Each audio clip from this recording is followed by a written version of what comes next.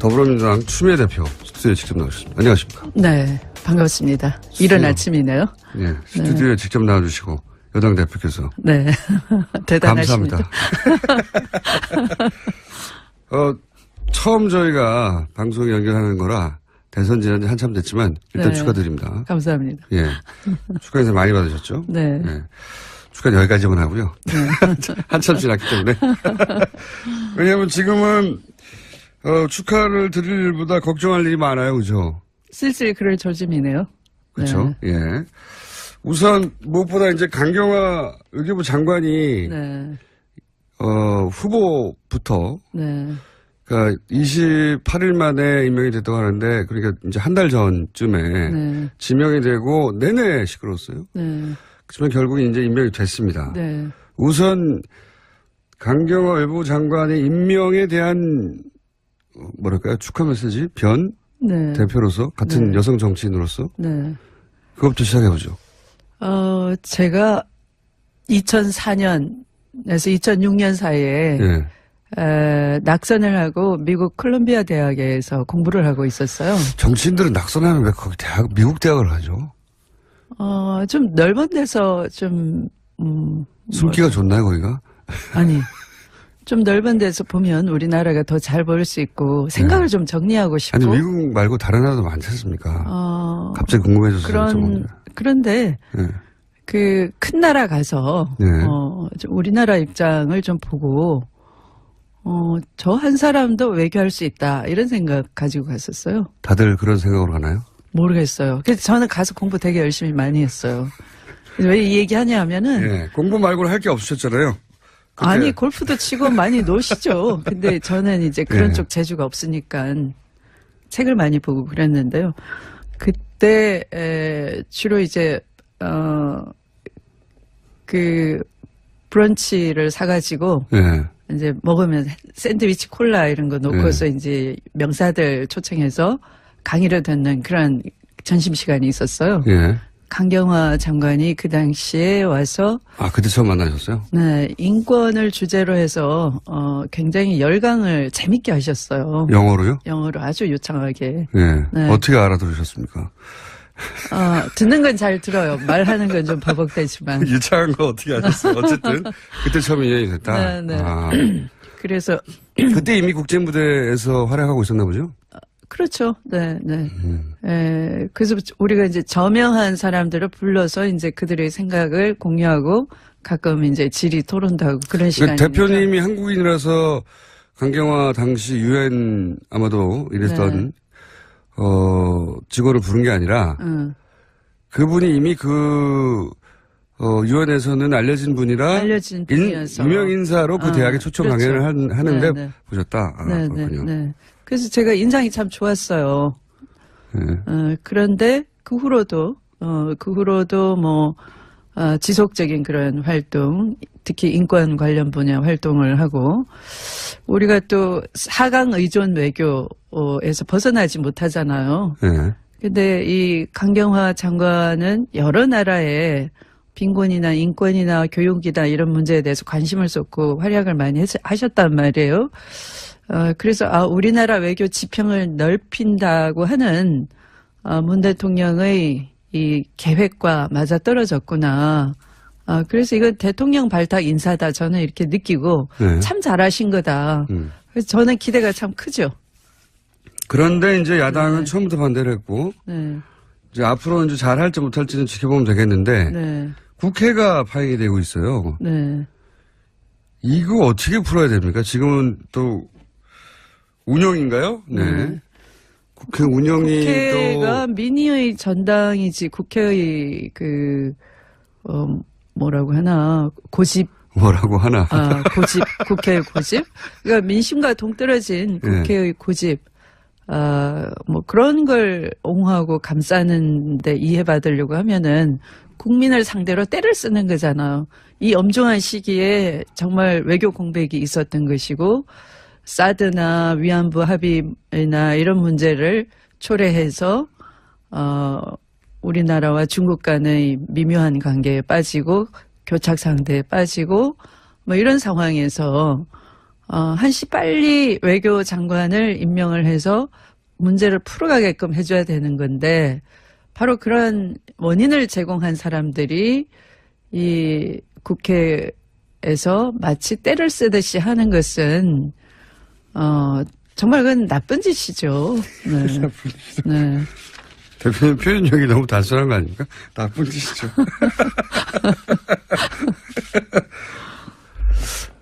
그 강경화 후보 임명에 대한 여론 지지가 상대적으로 높고, 네. 네. 그리고 임명 후에도 여론이 나쁘지 않은 것은 여당에는 반가운 소식이긴 하겠는데, 네. 여하간 상대해야 되는 국회 내에 실체로서 야당이 존재하고, 야3당이 정의당을 제외하고, 나머지 정당을 합쳐면 분명히 의석수가 180석 가까이 되고, 네. 그러니까 여당 단독으로는 뭘 할 수 있는 게 없지 않습니까? 그러니까 이 문제는 풀긴 풀어야 되는데 저쪽이 때를 쓴다고만 주장해가지고는 문제가 안 풀리잖아요? 어떻게 풀어야 됩니까? 여당이 이제는 국정 운영 책임을 져야 되니까 풀어야 되는데.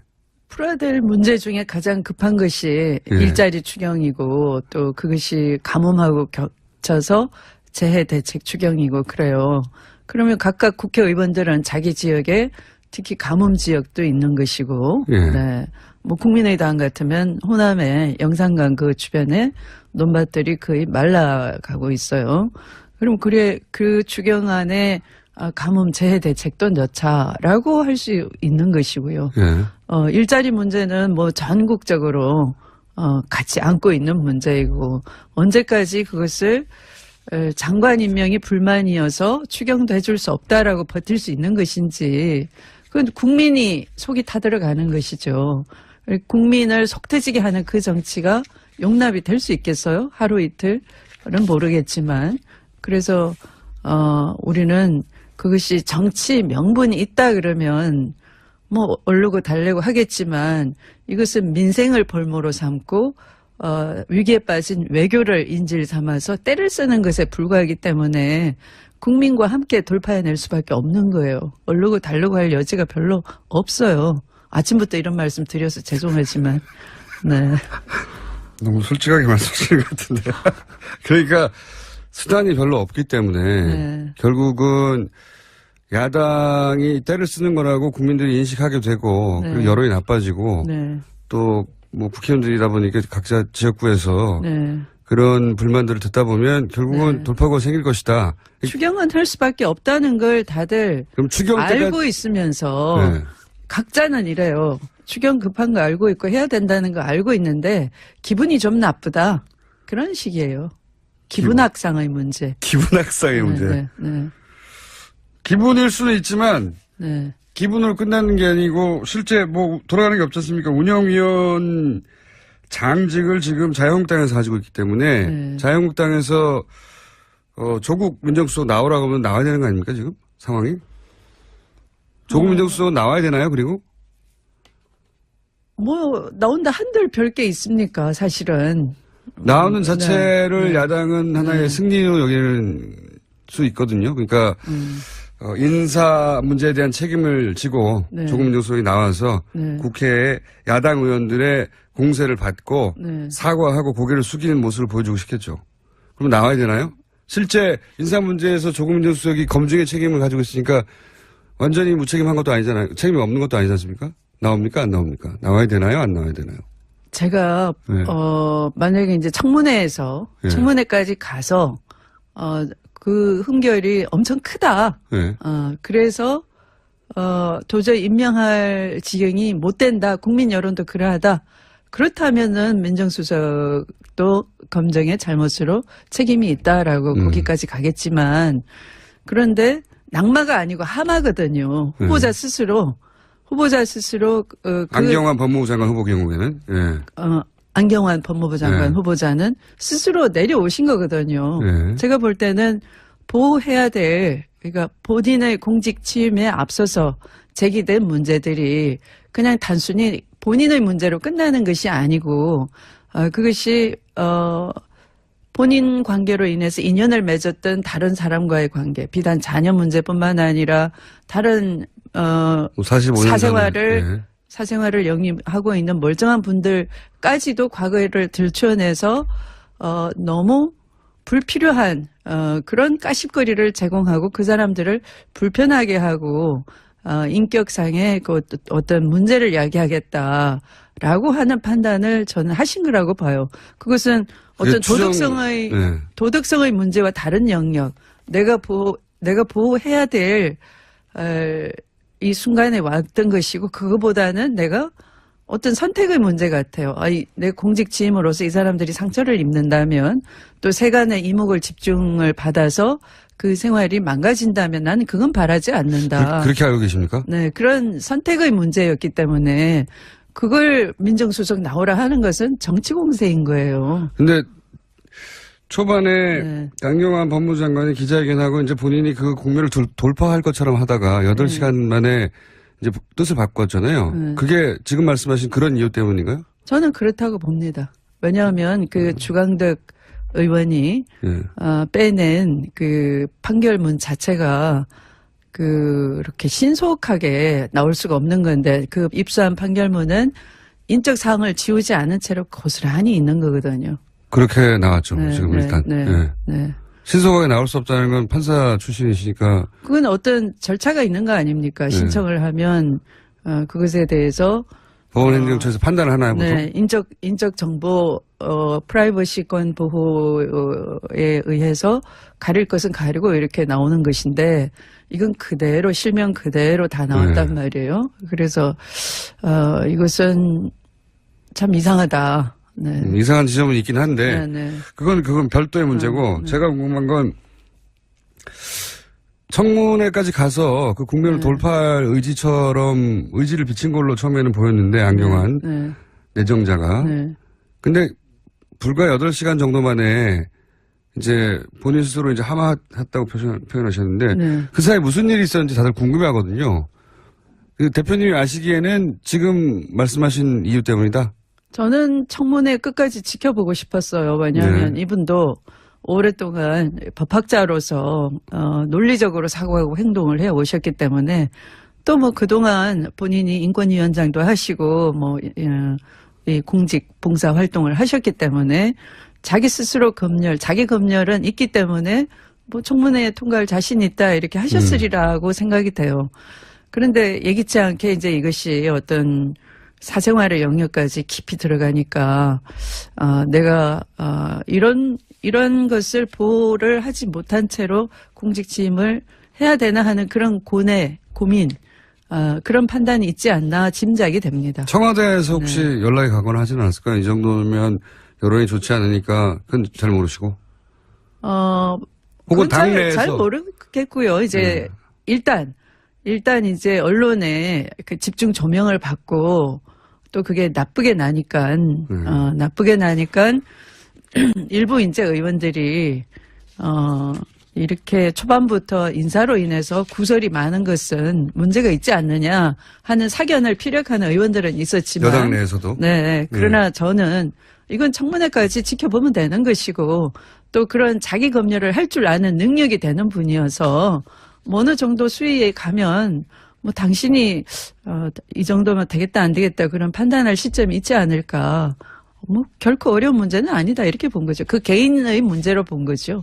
그걸 뭘 민정수석의 검증의 문제 이렇게 2차 전선으로 이어가는 건 대단히 잘못됐다 생각합니다. 상임위 소집 권한이 원래 상임위원장에 있고 지금은 자유한국당에 상임위원장이 있기 때문에 그 자리가 상임위를 열어서 국회에서 나오라고 해도 나갈 필요가 없다고 생각하시는 거죠? 현재 상태로는 그래요. 그냥 정치 공세에 불과하기 때문에. 어차피 지금 정권 출범한 지 예를 들어 그게 부정부패와 연루됐다. 우병우 정도로 그런 최순실이라는 존재를 몰랐다고 하면서 사실 최순실이 저지른 전행은 국정 전반에 걸친 것이다. 뭐 이런 정도 같으면 당연히 나와야 되는 것인데 안 나왔잖아요, 그들은. 안 나왔죠. 네. 근데 이것은 그 후보자의 40년 전의 사생활에 관한 영역이고 또 어떤 피치 못할 그 사정으로 볼 여지가 있다라는 여운도 남겼는데 그건 어떤 이해관계자가 있기 때문에 말을 그렇게 막 할 수가 없는 당당하게 못한다가 아니라 다른 보호해야 될 가치, 법익 이런 걸 생각할 줄 아는 그분 나름의 어떤 법익에 대한 비교 형량 이런 게 있었을 거라고 봐요. 그래서 그걸 존중하는 차원이고 그것이 도덕적 결함인지 아닌지 따지겠다면 청문회에서 예를 들어 비공개로 이런 사정이 있었습니다 할 수가 있겠죠. 그런 프로세스까지 갔었어도 저는 좋다라고 생각을 한 거죠. 그래서 네. 상임위원장이 상임위를 소집해서 거기서 조국 민정수석을 서로 부른다 하더라도 나갈 필요가 없다는 게 네. 대표님 이 사안 가지고는 이 사안 하나 가지고 네. 지금 정부 출마한 지 한 달 됐는데 네. 그 인사 관련한 요사안 하나 가지고 네. 민정수석을 나와서 뭐라고 질타할 일이 아니다. 네. 응할 필요도 없다. 네. 근데 운영위원장 가지고 공방하잖아요. 이건 어떻게 된 겁니까? 운영위원장은 원래 여당이 하는 거긴 하지만 임기가 2년이기 때문에 네. 그 임기를 존중해야 되는 거 아닌가요? 그렇게 논리를 갖다 댈 수도 있던 거지만 사실 국회 운영위원장은 집권당에서 쭉 맡아왔던 관례가 있는 것이고 또 그렇게 국회 운영을 해왔어요. 여태까지는? 네. 그렇지 않았던 적이 없었습니다. 네. 그래서 지금 민주당은 지금 자유한국당에서 운영위원장이 또 여당인 시절에 네. 운영위원장이었기 네. 때문에 상임위를 막 소집하려고 하는데 네. 운영위원장부터 내놔라 이렇게 대치하고 있는 거죠. 네. 이렇게 계속 대치만 하면 언제 풉니까? 풀릴 때가 또 있어요. 또 물밑에서 서로 대화하고 하니까. 하고 있습니까? 네. 물밑에서 만나면 뭐라고 해요? 이럴 때? 개인적으로 만나면 뭐 밥도 사달라, 여당이면, 응? 밥도 사주고 그래야 되는 거 아니냐.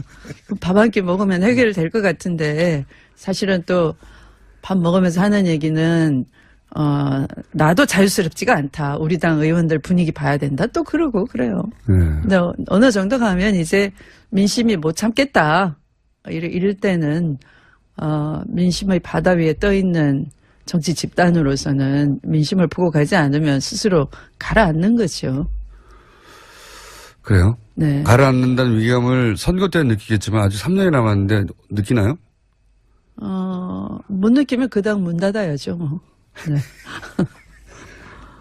이 이야기는 어떻습니까? 안경환 법무부 장관 후보 낙마 하마라고 표현하셨는데 네. 관련해서 청와대에서 이게 조직적으로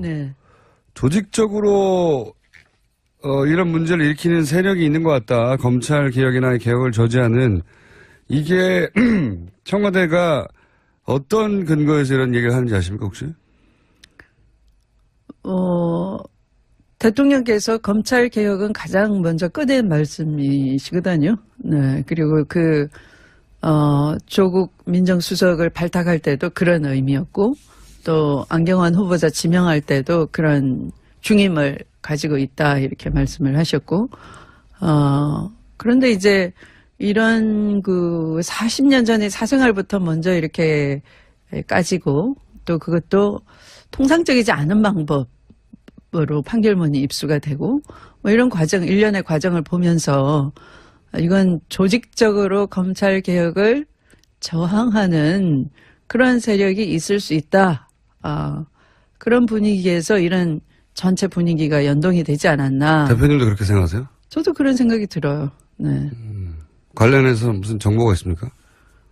그 정황 자체가 그런 느낌이 드는 거고요. 그러면서 이제 금방 안경환 후보자가 하마를 하자 말자. 그다음에 이제 이 추천되는 저쪽 법조 서초동 시각에서 추천되는 인사들을 보면은 서초동 시각에서 추천되는 인사들이 있었어요? 정보지 이른바 찌라시에. 네. 그런 게 돕니까? 예. 그런데 그 인사들의 면면을 보면 이제 좀 그 조직과 어느 정도 소통이 될 만한 사람. 검찰 조직과. 예. 예. 법원 행정처가 관여됐다는 추정도 있나요, 혹시? 제가 이제 이정열 전 판사님은 이제 판사 출신이라서 그런지. 저런 판결문이 신속하게 저렇게 공개되고 공개되지 않아야 될 신상 정보까지 그대로 그 원본 자체가 카피가 돼서 즉시 청문위원 손에 들어가는 것을 보고. 이례적입니까? 굉장히? 일리가 있느냐고요? 아니, 이례적이냐군요. 이례적이죠. 어떤 면에서 이례적입니까? 우리가 자료 요구를 하면은. 예. 그렇게 개인 정보는 적당히 가린 채로 네, 첫 번째는 삭제를 가려서, 하고 예. 주거든요. 예. 근데 이거는 개인 인적 정보를 그대로 예, 그대로 보도됐죠. 언론에는. 네, 예. 네. 그리고 중앙도 의원이 입수한 파일도 그대로라고 하는데 법원행정처에서 가리고 줬다고 하는데 뭐 어쨌든 그 진실은 여기서는 밝혀질 수 없을 것 같고 네. 어쨌든 가려지지 않은 채 파일이 파일이 입수된 거죠. 네. 예. 네. 그 자체가 이례적이고 네. 대단히 그 빨리 그 속도가 그렇게 빠른 거죠. 당일날 신청해서 당일날 나오는 그렇죠. 그것도 몇 시간 이례적입니까? 만에. 네. 그렇게 빨리 안 나옵니까 보통? 야당 시절에 경험하셨잖아요. 그렇게 빨리 나오지 않는데요. 절대? 네. 그런 이례적인 점들이 있다. 그래서 네. 이게 누군가 그렇게 만들려고 하는 세력이 있는 거 아니냐는 의혹을 가질만 하다고 보시는 거고 경험상 과거. 네. 앞으로 좀 밝혀지겠죠. 뭐. 네. 네, 저도 관심 있습니다. 문정인 특보가 이제 발언을 여러 가지를 해서 한미 정상회담을 앞두고 언론도 비판하고 청와대도 곤욕스러워하는 것 같아요. 네. 네. 사드라는 무기체계 하나 때문에 동맹이 깨지면 그게 동맹이냐부터 시작해서 환경 영향 평가는 1년 정도 걸린다. 네. 여기에 대해서 이제 국내 언론들이 미국 심기가 불편해한다는 정도의 보도를 마구 쏟아냈잖아요. 네. 그리고 이제 야당에서는 공격하고 아마추어적이라고. 이 문제는 어떻게 보십니까? 국내 언론의 지나친 호들갑이죠. 제가 그 미국에서 예. 한 2년 동안 있으면서 토론을 제가 일부러 그 발제문을 가지고 CSIS 같은 데 가서 예. 북한 핵문제 해법에 대해서 내가 구상하고 있는 것을 발표하겠다. 이렇게 이메일을 보내잖아요. 예. 그러면 오라. 얼마든지 얘기해달라. 그래요. 예. 그리고 브루킹스 연구소 같이 아주 헤리티지 파운데이션 같이 네. 보수적인 띵크탱크에도 제가 노크를 해서, 제가 이런 견해를 갖고 있으니까 좀 토론하고 싶다. 이렇게 이제 가면 오라고. 네. 그래서 미국인들은 어느 정도 논거를 가지고 얘기하는 얘기는 굉장히 경청을 합니다. 예. 네. 그리고 다양한 싱크탱크의 의견들이 취합돼서 이제 그 사회가 어떤 결정을 하는데 도움이 되는 거거든요. 여러 옵션이 나오겠죠. 네. 네. 그런데. 그래서 제 느낌에는 낙선한 정치인이 미국에서 웬만한 전문가하고 토론하자 그러면 이분들은 따지지 않고 그런 기회를 주는구나. 토론 문화 사회인 거죠. 마찬가지로 이 문정인 교수는 예. 정확하게는 그 특보라기보다는 고문에 가까운 거예요. 뭐 월급 받는 입장도 아니고 또 이분이 동아시아 연구재단 이렇게 국내에서도 그런 싱크탱크를 가지고 있으신 분이고 우드로 윌슨 센터하고 같이 그런 한국 문제 가지고 이제 토론하는 기회에 한반도의 이 사드 문제는 이걸로 한미동맹이 깨진다라고 할 수 없는 정도로 브런치를 사가지고 예. 이제 먹으면 샌드위치 콜라 이런 거 놓고서 이제 명사들 초청해서 강의를 듣는 그런 점심시간이 있었어요. 예.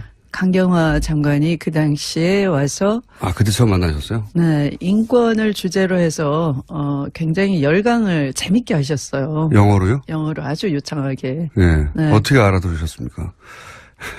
듣는 건 잘 들어요. 말하는 건 좀 버벅대지만. 유창한 거 어떻게 아셨어요? 어쨌든 그때 처음 인연이 됐다. 네. 그래서 그때 이미 국제무대에서 활약하고 있었나 보죠? 그렇죠. 네.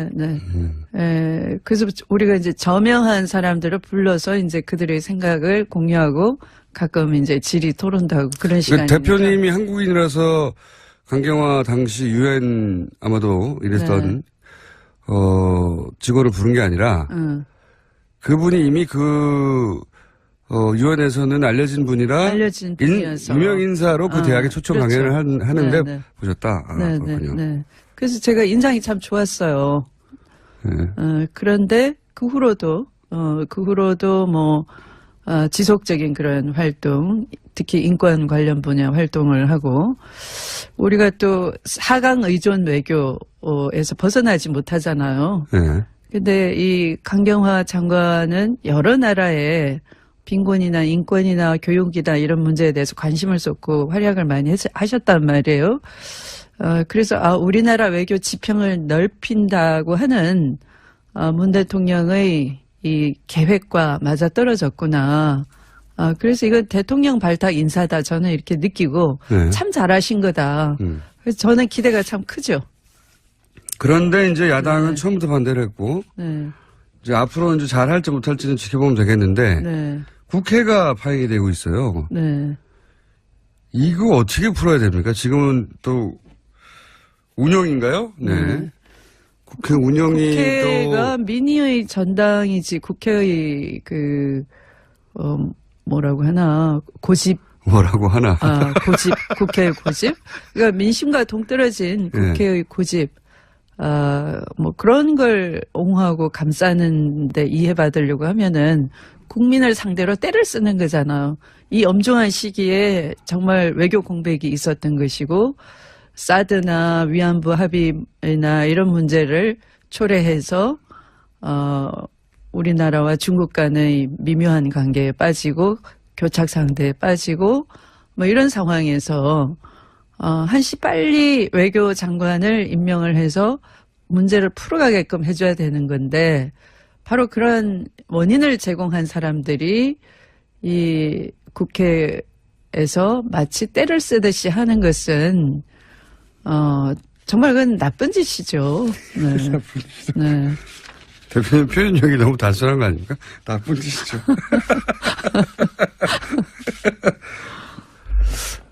그 강경화 후보 임명에 대한 여론 지지가 상대적으로 높고, 네. 네.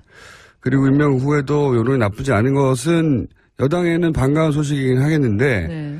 여하간 상대해야 되는 국회 내에 실체로서 야당이 존재하고, 야3당이 정의당을 제외하고, 나머지 정당을 합쳐면 분명히 의석수가 180석 가까이 되고, 네. 그러니까 여당 단독으로는 뭘 할 수 있는 게 없지 않습니까?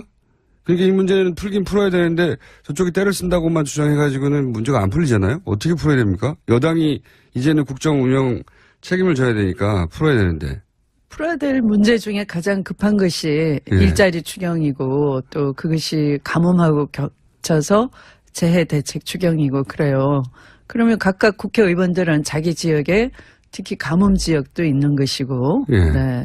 뭐 국민의당 같으면 호남의 영산강 그 주변에 더불어민주당 추미애 대표 스튜디오에 직접 나오셨습니다. 안녕하십니까? 네, 반갑습니다. 이른 아침이네요. 네, 스튜디오에 직접 나와주시고 여당 대표께서. 네, 대단하십니다. 감사합니다. 처음 저희가 방송 연결하는 거라 대선 지난 지 한참 됐지만 일단 축하드립니다. 감사합니다. 예, 축하 인사 많이 받으셨죠? 네. 축하 여기까지만 하고요. 한참 지났기 때문에. 왜냐하면 지금은 축하를 드릴 일보다 걱정할 일이 많아요, 그죠? 쓸쓸히 그럴 조짐이네요. 그렇죠. 예. 우선 무엇보다 이제 강경화 외교부 장관이 후보부터 그러니까 28일 만에 임명이 됐다고 하는데 그러니까 이제 한 달 전쯤에 지명이 되고 내내 시끄러웠어요. 그렇지만 결국 이제 임명이 됐습니다. 우선 강경화 외교부 장관의 임명에 대한 뭐랄까요 축하 메시지 변 대표로서 같은 여성 정치인으로서 그것부터 시작해 보죠. 제가 2004년에서 2006년 사이에 낙선을 하고 미국 콜롬비아 대학에서 공부를 하고 있었어요. 정치인들은 낙선하면 왜 거기 미국 대학을 가죠? 좀 넓은 데서 좀, 숨기가 좋나요, 거기가? 아니, 좀 넓은 데서 보면 우리나라가 더 잘 보일 수 있고 생각을 좀 정리하고 싶고. 아니, 미국 말고 다른 나라도 많지 않습니까? 갑자기 궁금해져서. 그런데 그 큰 나라 가서 좀 우리나라 입장을 좀 보고 저 한 사람도 외교할 수 있다 이런 생각 가지고 갔었어요. 다들 그런 생각으로 가나요? 모르겠어요. 그래서 저는 가서 공부 되게 열심히 많이 했어요. 왜 이 얘기 하냐 하면은 공부 말고는 할 게 없으셨잖아요. 그때. 아니 골프도 치고 많이 노시죠. 근데 저는 이제 그런 쪽 재주가 없으니까 책을 많이 보고 그랬는데요. 그때 주로 이제 그 것들이 거의 말라가고 있어요. 그럼 그 추경 안에 가뭄 재해 대책도 넣자라고 할 수 있는 것이고요. 예. 일자리 문제는 뭐 전국적으로 같이 안고 있는 문제이고 언제까지 그것을 장관 임명이 불만이어서 추경도 해줄 수 없다라고 버틸 수 있는 것인지 그건 국민이 속이 타들어가는 것이죠.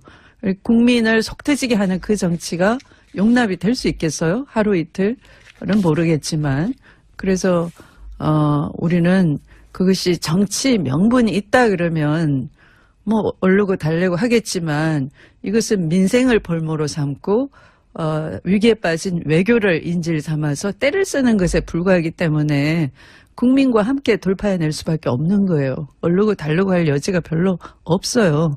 아침부터 이런 말씀 드려서 죄송하지만 네. 너무 솔직하게 말씀하시는 것 같은데.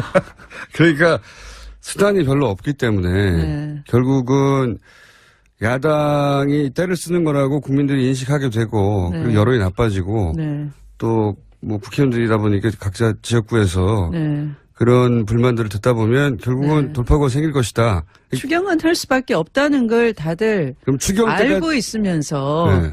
각자는 이래요. 추경 급한 거 알고 있고 해야 된다는 거 알고 있는데 기분이 좀 나쁘다. 그런 식이에요. 기분 악상의 문제. 기분 악상의 문제. 네, 네, 기분일 수는 있지만 네. 기분으로 끝나는 게 아니고 실제 뭐 돌아가는 게 없지 않습니까? 운영위원 장직을 지금 자유한국당에서 가지고 있기 때문에 네. 자유한국당에서 조국 민정수석 나오라고 하면 나와야 되는 거 아닙니까 지금 상황이? 조국 민정수석 나와야 되나요? 그리고 뭐 나온다 한들 별 게 있습니까? 사실은.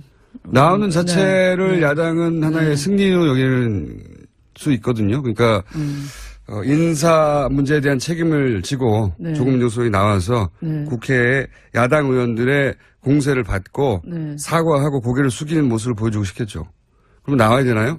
실제 인사 문제에서 조국 민정수석이 검증의 책임을 가지고 있으니까 완전히 무책임한 것도 아니잖아요. 책임이 없는 것도 아니지 않습니까? 나옵니까? 안 나옵니까? 나와야 되나요? 안 나와야 되나요? 제가 네. 만약에 이제 청문회에서 네. 청문회까지 가서 그 흠결이 엄청 크다. 네. 그래서 도저히 임명할 지경이 못 된다. 국민 여론도 그러하다. 그렇다면은 민정수석도 검증의 잘못으로 책임이 있다라고 거기까지 가겠지만 그런데 낙마가 아니고 하마거든요. 후보자 스스로 안경환 법무부 장관 후보 경우에는 예. 안경환 법무부 장관 네. 후보자는 스스로 내려오신 거거든요. 네. 제가 볼 때는 보호해야 될 그러니까 본인의 공직 취임에 앞서서 제기된 문제들이 그냥 단순히 본인의 문제로 끝나는 것이 아니고 그것이 본인 관계로 인해서 인연을 맺었던 다른 사람과의 관계, 비단 자녀 문제뿐만 아니라 다른 45년 사생활을 영위하고 있는 멀쩡한 분들까지도 과거를 들춰내서 너무 불필요한 그런 까십거리를 제공하고 그 사람들을 불편하게 하고 인격상의 그 어떤 문제를 야기하겠다라고 하는 판단을 저는 하신 거라고 봐요. 그것은 어떤 도덕성의 문제와 다른 영역, 내가 보호해야 될 이 순간에 왔던 것이고 그거보다는 내가 어떤 선택의 문제 같아요.